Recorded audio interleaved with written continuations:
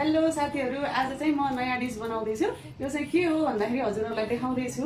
यहाँ म आज चिल्ली गार्लिक चिकन बनाउँदैछु।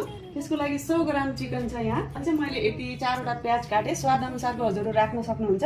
त्यसपछि गार्लिक चाहिँ मैले यति राखेको किनभने मेन चीज भनेको यो हो है। त्यसपछि साइडमा अदरक र हरियो खुर्सानी। अनि चाहिँ म हजुरलाई कसरी बनाउने भनेर म चाहिँ अब देखाउँदैछु। फर्स्टमा मैले जिरा हाले है, स्वाद अनुसारको जिरा हाल्न सक्नुहुन्छ। त्यसपछि चाहिँ हरियो खुर्सानी र अदरक लसुन पछि यो गार्लिक चाहिँ मैले एकदमै धेरै हालेको छु। यसलाई राम्रोसँग ब्राउन हुनुन्जेल भुट्ने है। त्यसपछि चाहिँ हजुरहरुको ल हेर्नुस्, गार्लिक चाहिँ एकदम ब्राउन भइसक्यो। त्यसपछि चाहिँ मैले प्याज एड गर्दैछु। त्यसपछि प्याज चाहिँ एकदमै ब्राउन भइसकेको छ। अब चाहिँ म यसमा चाहिँ चिकन एड गर्दैछु। के गर्नु साथीहरु, क्यामेराम्यान नि आफै है, देखाउने पनि आफै। यस्तै छ, ब्लग बनाउन मन लाग्छ तर गाह्रो हुन्छ।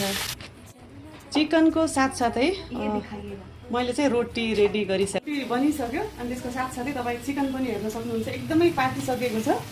अब यसमा चाहिँ मसला हाल्ने। चिकन एकदम राम्रोसँग पाकिसकेपछि म चाहिँ अलिकति बेसार हाल्दैछु, अलिकति चिल्ली पाउडर, गरम मसला, त्यसपछि धनिया पाउडर चाहिँ अलि बढी नै हाल्नुस् है। त्यसपछि चाहिँ ब्ल्याक पेपर, त्यसपछि चाहिँ हरियो धनिया मजाले हाल्न सक्नुहुन्छ है। मलाई चाहिँ एकदमै मन पर्छ हरियो धनिया।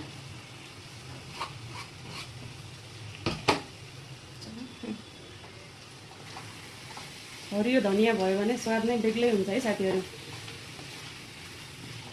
त्यसपछि चाहिँ ग्रीन चिल्ली सस स्वाद अनुसारको हाल्न सक्नुहुन्छ। हजुरहरुलाई कतिको खान मन छ त्यो अनुसारले हाल्नुस् है।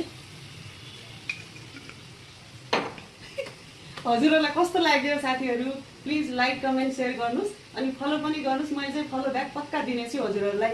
By, good night. एकचोटी यो हेरिदिनुस् है। हेर्नुस् ल, मजाले भएको छ, रेडी भइसक्यो। Okay, bye, good night.